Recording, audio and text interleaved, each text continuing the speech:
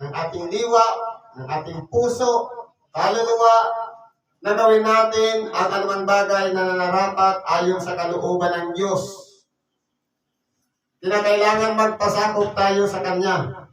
Sapagkat po, ang pamumuhay dito sa ibabaw ng sanglibutan, hindi po sa dapat tayo mabuhay sa pita ng laman, kundi sa pangunguna ng Diyos, sa pangalan ng Panginoong Jesucristo, na bawat umaga sa pagdilap ng ating mga mata, tayo magpasalamat sa Kanya, makipag-ugnayan sa Kanya, manalangin sa Kanya upang tayo gabayan sa buong maghapon, upang magtagumpay tayo sa araw na iyon. Kaya po, hindi po dapat natin pansinin yung mga kapwa natin na umaangat sa buhay, kundi isipin natin yung sarili. Huwag natin silang hatulan o husgahan, kundi unang-una gumawa din tayo ng ating sarili para papurihan din tayo. Dapat nga, yung mga nagtatagumpay, yung mga nagsasukses, pinupuri. Hindi dapat nilalait, o kaya minsan sinisiraan pa, o kaya minsan ayaw natin umangat, ang gusto natin pantay lang tayo lahat. Pero kinakailangan pong mangyari yun. Sapagkat sabi nga, kung lahat mahirap, sino nang magpapasahod? Kung lahat naman mayaman, sino nang gagawa para ayusin ang inuduro? Kaya po, pinantay lahat ng Diyos. May mayaman, may mahirap. Sabi ng iba, ang mayaman daw, mapupunta daw sa impyerno. Hindi po totoo yun. Hahatulan po tayo, depende po sa ating mga gawa. Kung tayo po ay naging mayaman at maawain at mahabagin sa ating kapwa, mabubuti ang ating mga gawa, walang pinag-iba yan doon sa mahirap din na maawain din at mahabagin. Pero kung naging mayaman naman, pag walang pakialam sa kapwa, ganun din yung mahirap, ninanakawan ng kapwa, parehas din ang kahantungan yan. Kaya po, ingatan po natin ang ating sarili, gawin natin ang ayon sa kalooban ng Diyos. Sabi dito, upang kayo'y magsilakad ng nararapat sa nasa labas, at huwag kayong maging mapagkailangan. Napagkaminsan po, kung ano yung nangyayari sa buhay natin, nadadala tayo ng tinatawag na gawa ng sanglibutan o mga luho. Minsan, kung anong makita natin sa ating kapwa na mayroon sila, gusto natin, mayroon din tayo. Dapat, sabi nga, mangagkasya na kayo sa inyong tinatangkili. Kung anong ipinagkaloob ng Diyos, ipagpasalamat po natin. Huwag na tayong humiling na baka mamaya, pag-imbutan pa natin ang ating kapwa, yung pag-aari niya, makuha pa natin. Kaya kinakailangan po, gawin natin yung mabuti ayon sa kalooban ng Diyos. Ngunit hindi namin ibig na kayo, hindi makaalam mga kapatid tungkol sa nangatutulog. Upang kayo'y huwag mga lumbay na gaya ng mga iba na walang pag-asa. Kung aralin po natin mga kapatid, ang isa pong tao, dumaranas po ang tinatawag na hangganan. Sabi nga, kamatayan. Ano po ba ang ibig sabihin ng kamatayan? Ang kamatayan, ang ibig sabihin po niyan ay separation o paghihiwalay ng kanyang kaluluwa sa kanyang katawang laman. Kaya po, humiwalay lang naman siya. Kumbaga naroon siya sa buhay espiritu. Ang katawang laman, sabi nga sa banal na kasulatan, sa alabok, nagmula, babalik sa alabok. At ang espiritong nagmula sa Diyos na hinihip doon sa ilong ng tao upang mabuhay, babalik po yan sa Diyos. Ngayon po, nasaan yung kaluluwa? Ito na yung kamalayan natin. Na natuto na, nakapag-aral na, naunawaan na natin ang mga bagay na itinuro sa atin, na siyang ginagawa na natin. Ito na po yung kaluluwa. Kaya po, aralin natin sa ating sarili na kinakailangan pag-ingatan natin buo ang katawan, ang kaluluwa at espiritu na maging isang tunay na nilalang sa harapan ng Diyos na hindi pa kunwari ang ating mga ginagawa. Sapagkat mahirap po, halimbawa, sabihin, palasimba tayo. Palagi tayong nakaluhod sa altar, minsan palagi tayong nanalangin, pero paglabas natin ng simbahan, minsan naninira tayo ng puri ng iba. Ang mangyayari po dyan, sabi nga niyan, mapagpaimabaw katulad ng mga Parisiyo. Na minsan, nagpapakunwaring banal pero paglabas pala ng simbahan, hindi naman pala ganon. Kaya po, magpakatotoo po tayo sa ating kapwa. Gawin natin ang ayon sa kalooban ng Diyos. Kaya po, kung tayo man, kinuha na yung ating mahal sa buhay, dapat po hindi tayo malumbay. Pero minsan po, dahil nakasanayan natin na kapag kami namamatay at umiiyak, kung aralin po natin, ang hangganan ng kumbaga, ang pagkamatayan ng tao, umpisa pa lang yun ng kanyang panibagong buhay. Ibig sabihin, hindi pa natapos, nag-uumpisa pa lang. Sapagkat, hindi na siya doon magkakasala. Bagamat siya'y humiwalay na sa katawan, hindi na siya madadala ng tukso, ng pagsubok, sari-saring problema, mga init ng araw, ang mapagod, kundi may kapahingahan ng katawan. Hindi niya na magagawa ang magkasala. Kaya po, kung tayo po na mga nangabubuhay, tayo'y may kalumbayan, yan po ay gawain ng mga taong walang pag-asa.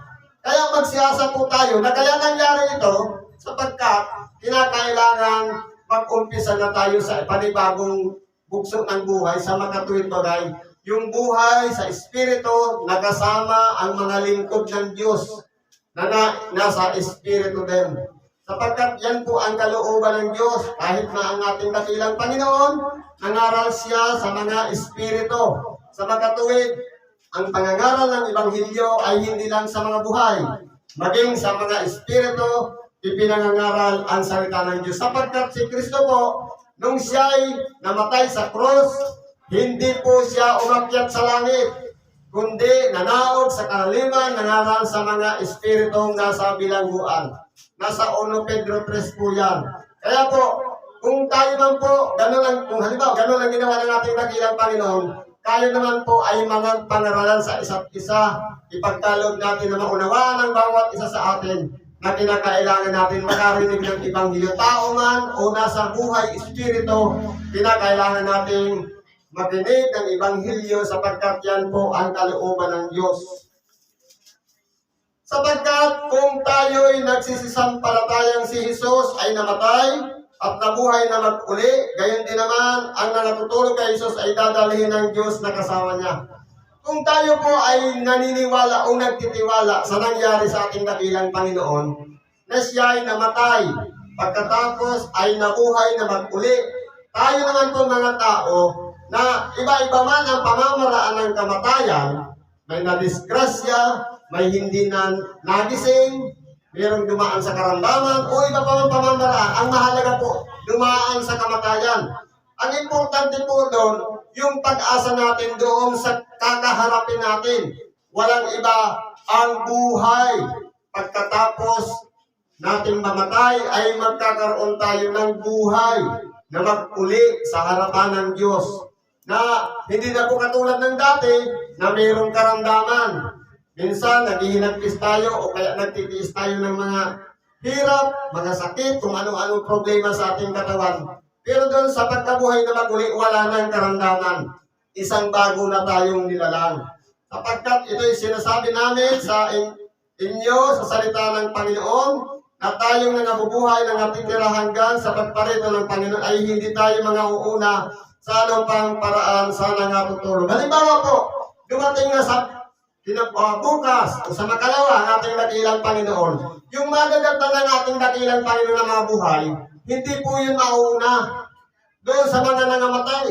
Kundi, yung mga nangamatay na, sila po ay, kumbaga, yung kanilang mga buto ay pagsasama-samahin ng Diyos.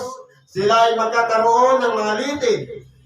Sila po ay babalutin ng laman at babalutin ng balat at hihingahan muli. Sa makatid, magiging buhay muli sila. At tayo naman, sa isang tunog ng pagkakat, bagaman itong meron tayong katawan, babaguhin po ang ating katawan na hindi na nasisira. Magiging katulad na tayo ng mga nangamatay na babaguhin, ganun din tayo. Sa makatid, pare-parehas na po ang katawan. Kaya po, hindi mag-auna yung mga buhay. At hindi mauhuli yung mga patay, kundi sabay-sabay po tayong haharap para salubungin ang ating dakilang Panginoon. Sapagkat ang Panginoon din ang babalang mula sa langit na may isang sigaw, may tinig ng arkanghel at may pagkakat ng Diyos. At ang nangamatay kay Kristo ay unang mga mabuhay na mag-uwi. Kaya po, ang importante po sa buhay natin, bagamat po tayo ay makasalanan, bagamat po hindi tayo palasimba, hindi tayo nakikinig ng Ebanghelyo, bihira tayong manalangin, o hindi man lang natin tinawagan ang Diyos sa buong nating buhay, kundi nakatuon sa mga pansariling layunin, sa alitigdigin ng laman at sa hibo ng sanglibutang ito, o sa kasamaan ito. Ang mahalaga po dyan, sa oras na tayo'y naghihingalo na, at sa oras na nabibilang na lang ang hininga natin bago pumanaw, nakapaghingi po tayo ng tawad sa Diyos at nakapagpatawad din tayo sa mga kapwa natin. Yan po yung pinaka-importante, na makabalik tayo sa neutral, na bagamat tayong makasalanan, papawiin po ng Diyos ang ating pagkakasala, papatawarin din tayo kung tayo naman po ay nagpapatawad sa ating kapwa. Kaya nga po minsan nararanasan natin na kapag ang isang tao ay naghihingalo na, hindi pa umaabot yung kamatayan hanggat hindi niya makausap ang isang taong gustong-gusto niyang patawarin. Nangyayari po yan. Kaya po, sa ating po mga tao, kinakailangan po natin na maunawaan natin ang bawat isa sa atin na tayong lahat na mga nililang ng Diyos sa oras na ipinangangaral ng Ebanghelyo. Ito po'y dapat nating maunawaan. Ano pang sabi dito? Sapagkat ang Panginoon din ang bababang mula sa langit. O sabi din, kung magkagayon tayong nangabubuhay na nangatitira, ay agawin kasama nila sa mga alapaap upang salubungin ang Panginoon sa hangin at sa ganito isa sa Panginoon tayo magpakailanman. Kaya manag-aliwan kayo sa isa't isa ng mga salitang ito. Kaya po, kung ang ating dakilang Panginoon bababa mula sa langit sa pamamagitan ng pagkakat, babaguhin tayong lahat sa mga tuwing bagay. Tayong mga nangabubuhay o nangatitira, aagawin kasama sila. Kumbaga, yung mga matitira po, yun ang nahatulan ng Diyos.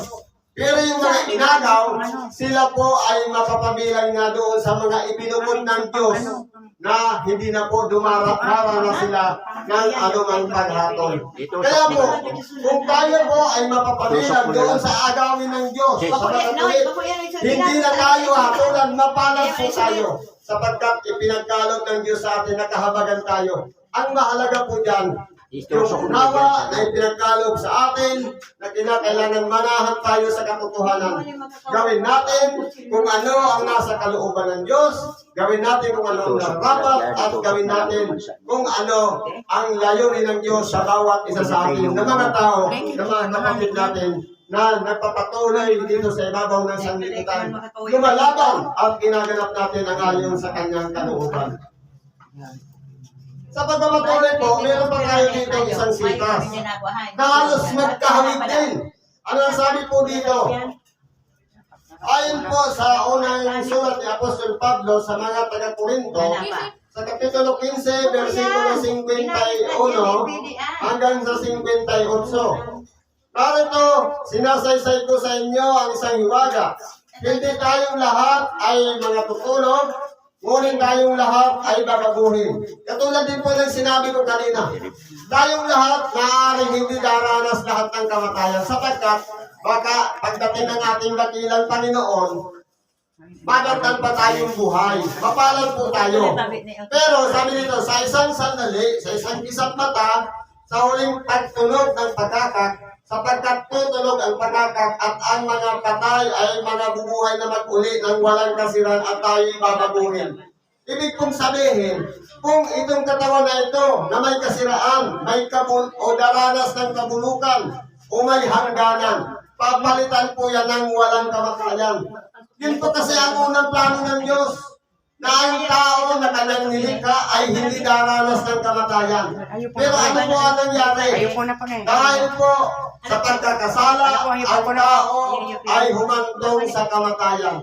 Marahil kung hindi naglabag ang mga unang tao, hindi nagkasala sa Diyos, malamang hindi po tayo daranas ng kamatayan.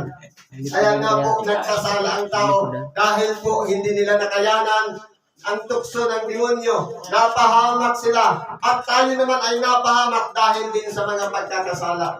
Ano pa sabi dito? Sapagkat kinakailangan na itong may kasiraan ay magbihis ng walang kasiraan. At itong may kamatayan ay magbihis ng walang kamatayan. Kaya po kung itong katawan natin, minsan, sabi nga, marupok, may madaling magkaroon ng diferensya. Sapagkat itong katawan natin, hindi lang natin pakainin. Malipasan lang tayo ng oras ng kain, nagkakasakit na. Matuyuan lang ng pawis, minsan masakit na ang likod. Hindi lang nakatulog, minsan nakalutang na ang pakiramdam. Dahil nga po, kumbaga, ang katawan natin ay nakapormat sa may hangganan o kaya may limitado. Limitado ang kalagayan. Kaya po, ito po, pag balik ng ating dakilang Panginoon, papalitan po ito ng walang kasiraan. Ibig sabihin, patungo na tayo doon sa programa ng Diyos na balik na naman sa walang hanggan.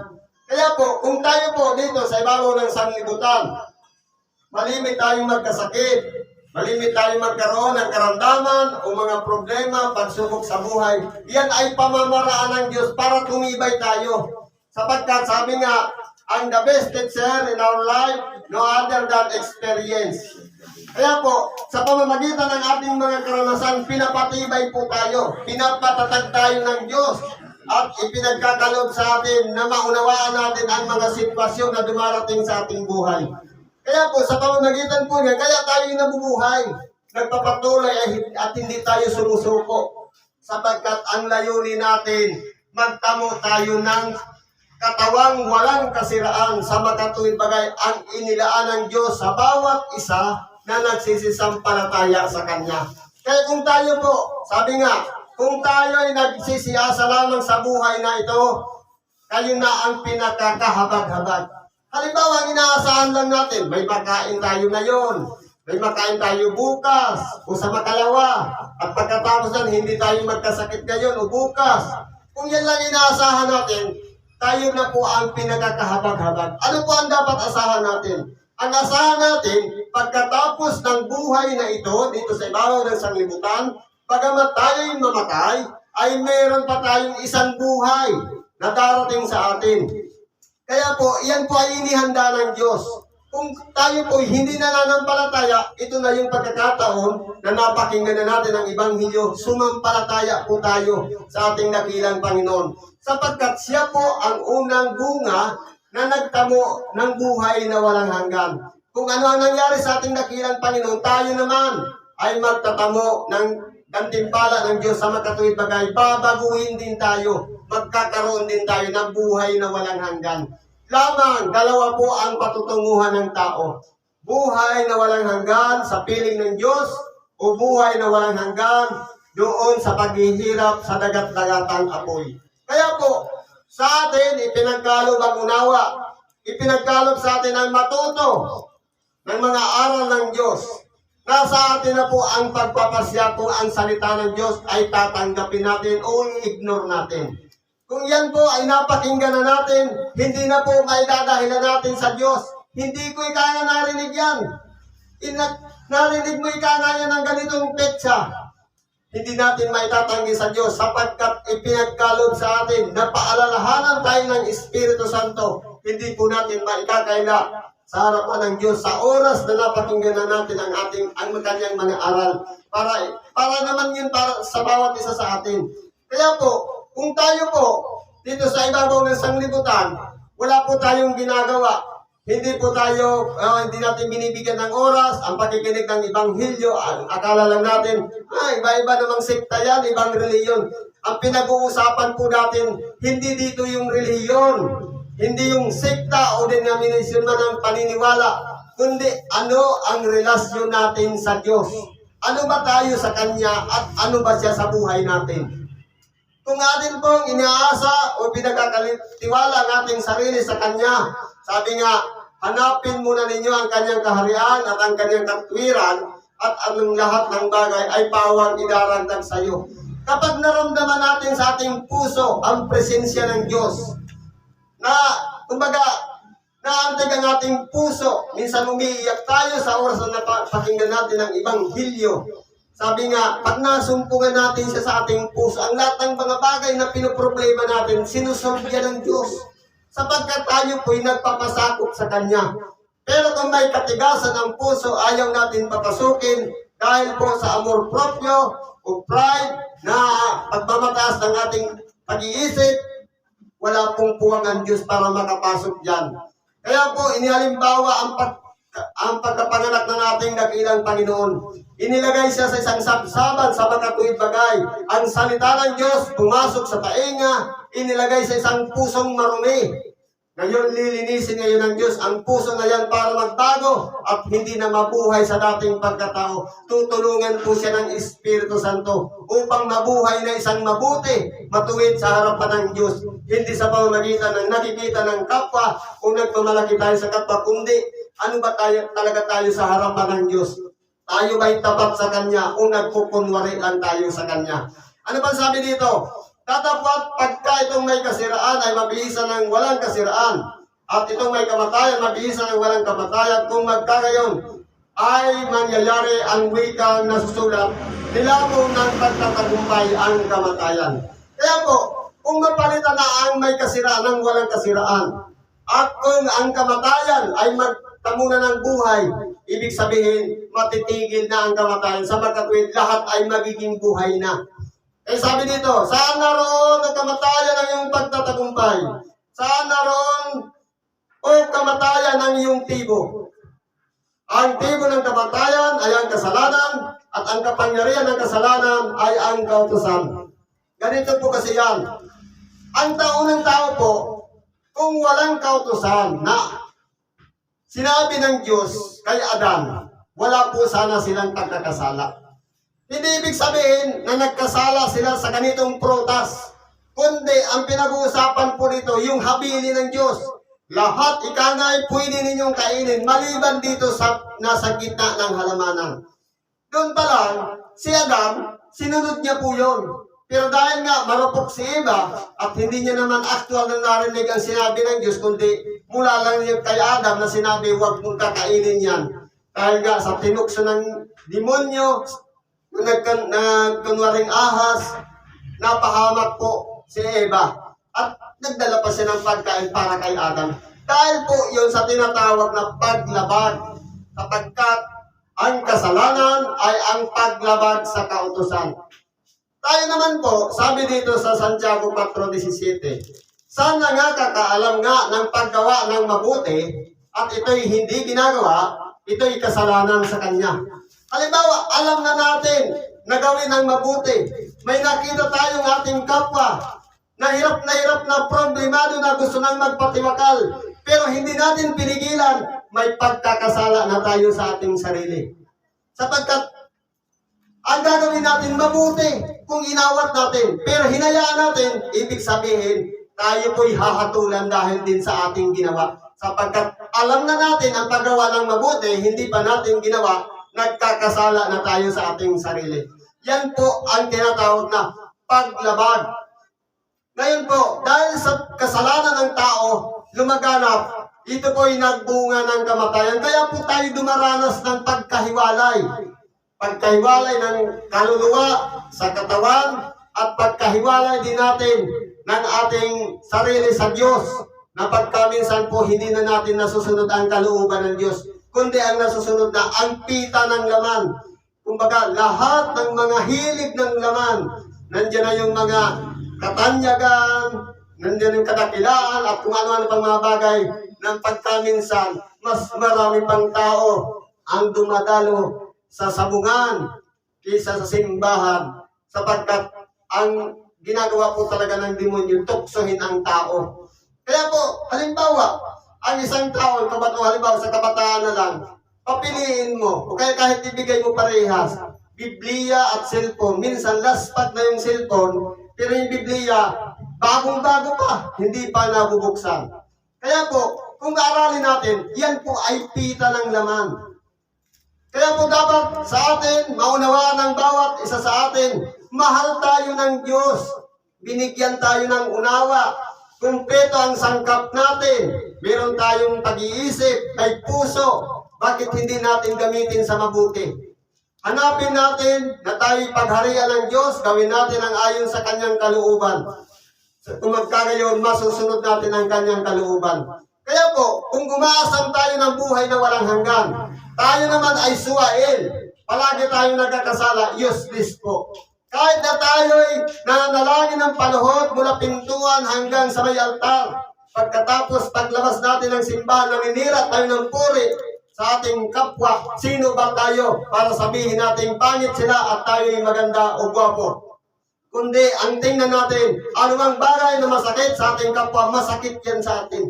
Sapagkat yan po ang kabuuan ng kautusan. Ibigin mo ang iyong kapwa katulad ng iyong sarili. Kaya po, kung anong tingin natin sa sarili, minamahal natin, pinapaliguan natin, binibihisan natin, pinakakain natin, pinaiinom. Ganun din dapat ang tingin natin sa kapwa. Sapagkat pantay-pantay po tayong nilikha ng Diyos. Walang lamang, walang nakahihigit, walang naikulang. Lahat po tayo'y kumpleto na ipinagkaloob ng Diyos. Larawan po tayo ng Diyos. Hindi po dapat tayo humatol sapagkat sa paghatol, tayo naman po ay hahatulan. Bakit mo hatulan ang iyong kapwa na siya'y pangit? Ang tanong, ano ang pamantayan mo para sabihin mo siya'y pangit? Kaya po, para mabuhay tayo ng mabuti sa harapan ng Diyos, gawin natin kung ano ang nararapat. Ipadama natin sa ating kapwa ang tinatawag na pag-ibig o pagmamahal sa kanila. Hindi lang yung mga salita na sinasabi, mahal kita, o I love you, kundi iparamdam natin yung pagmamahal. Inaaruga ang kapwa, ipinakikita at pinakikitunguhan ng mabuti at hindi sinisiraan pagtalikod. Ganyan po dapat ang gawin natin. Sabi dito, ang kapangyarihan ng kasalanan ay ang kautusan. Totoo po, kung walang kautusan, wala pong kasalanan. At ang tibo ng kamatayan ay ang kasalanan. Dahil po sa pagkakasala, nagkaroon tayo ng kamatayan. Tatapwat, salamat sa Diyos na nagbibigay sa atin ng pagtatagumpay sa pamamagitan ng ating Panginoong Jesucristo. Yan po dapat ipagpasalamat natin sa Diyos sapagkat sa bawat araw ng pakipamuhay natin dito sa ibabaw ng sanglibutan, nagtatagumpay tayo. Kinakailangan natin kung papaanong sa ating paggising, nakaugnay na tayo sa Diyos, humihiling tayo ng Kanyang habag, ng Kanyang awa, nagabayan tayo sa maghapon. Ganon din naman sa bawat oras na tayo matutulog, makipagsulit naman tayo sa Diyos. Kung tayo man ay nagkamali, may binuwahagi man tayo o may ipinahamak na kapwa, inihihingi din natin yan sa Diyos. Sapagkat yan po ang nararapat. Sapagkat paano kung halimbawa, bukas ko na mananalangin. Paano kung hindi na tayo inabutan ng umaga? Makakapagsisi pa ba tayo? Kaya po, habang may panahon pa, gawin natin na ngayon sa kalooban ng Diyos. Kaya nga, mga kapatid kong minamahal, kayo'y magsitatag. Huwag makilos na laging sumasagana sa gawa ng Panginoon. Yamang nalalaman ninyo na hindi walang kabuluhan ang inyong mga gawa sa Panginoon. Kaya po, lahat ng mga ginagawa nating kabutihan sa kapwa, nakikita po yun ng Diyos. Hindi po yun magiging lihim sa Kanya.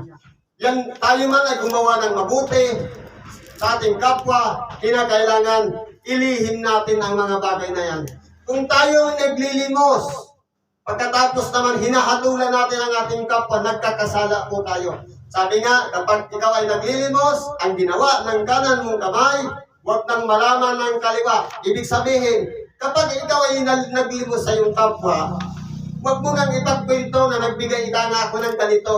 Kundi manatiling lihim yan sapagkat ang Diyos na nakakita ay gagantihin tayo ng lihim. Magkakaroon tayo ng reward sa pagbabalik ng ating dakilang Panginoon. Ibig sabihin, kung tinanggap na natin ang kapurihan, ika nga, mabuting tao yan, maraming ginawa yan. Kung tinanggap na natin yung reward, pagbalik ng ating Panginoong Jesucristo, wala ng reward tayong tatanggapin. Kaya ipunin natin yan. yan yung tinatawag na kayamanan sa langit. Yung mga mabubuting gawa na ginagawa natin sa ating kapwa. Yan po yung kayamanan sa langit. Kaya po, kung tayo po nagsisigawa, hindi po yan magiging walang kabuluhan. Lahat po yan may kabuluhan sa paningin ng Diyos. At tayo naman po na nagsisigawa ng masama sa kapwa, tatanggap po tayo uharap sa hukuman ng Diyos. Hatulan po tayo, depende po sa ating mga gawa. Kaya po, habang maaga pa, tayo po ay magsipagsisi at magsipagbalik loob sa Diyos. At gawin natin na pagharian tayo ng kapangyarihan ng Espiritu Santo upang magawa natin kung ano ang kalooban ng Diyos. Siguro nandiyan na lang muna ang pagkikibahagi natin sa oras na ito. Pagpalain tayo ng Diyos at anuman po ang mga kahirapan natin sa pagdadalamhati sa kamatayan ng ating kapatid na si Brad Arnold po Sandagon. Naway, ihiling natin sa Diyos na pagkalog na ang habag na makapulong nawa siya ng mga banal, 10 ng mga mabubuting espiritu sa kanyang kaluwalhatian. Salamat at pagpalain tayo ng Diyos. Magsabing siya ay kasama, kabanata.